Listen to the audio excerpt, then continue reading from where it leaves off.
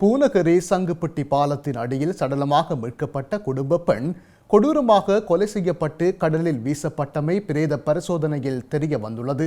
யாழ்ப்பாணம் காரைநகர் பகுதியைச் சேர்ந்த 2 பிள்ளைகளின் தாயான 36 வயதான பெண் ஒருவர் சங்குப்பட்டி பாலத்தின் அடியில் நேற்று முன்தினம் சடலமாக மீட்கப்பட்டிருந்தார். அவரது சடலம் நேற்று யாழ்ப்பாணம் போதனா வைத்தியசாலையில் சட்ட வைத்திய அதிகாரி சே. பிரணவன் முன்னிலையில் உடற்கூற்றாய்வுக்கு உட்படுத்தப்பட்டது. இதன்போது அந்த பெண் படுகொலை செய்யப்பட்ட விடயம் வெளியாகியுள்ளது. அந்த பெண்ணின் தலையில் குத்தப்பட்டு முகம் உள்ளிட்ட பகுதிகளில் எரியக்கூடிய திரவம் ஊற்றப்பட்டு எரிக்கப்பட்டு கடலுக்குள் வீசப்பட்டமை கண்டறியப்பட்டுள்ளது. அவரது நுரையீரலில் நீர் புகுந்து மூச்சுத் திணறல் ஏற்பட்டமையினால் உயிரிழந்துள்ளதாக பிரேத பரிசோதனையில் தெரிய வந்துள்ளது.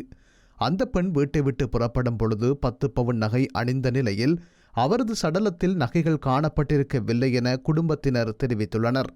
அவர் வீட்டை விட்டு புறப்பட்ட போது தனது நண்பியுடன் வவுனியா செல்வதாக குறிப்பிட்டுள்ளார். மேலும் குறித்த பெண் பாலியல் பலாத்காரத்துக்கு உட்படுத்தப்பட்டு கொலை செய்யப்பட்டதாக செய்திகள் வெளியாகியிருந்த போதும் உடற்கூற்றாய்வில் அது உறுதிப்படுத்தப்படவில்லை என்பது குறிப்பிடத்தக்கது.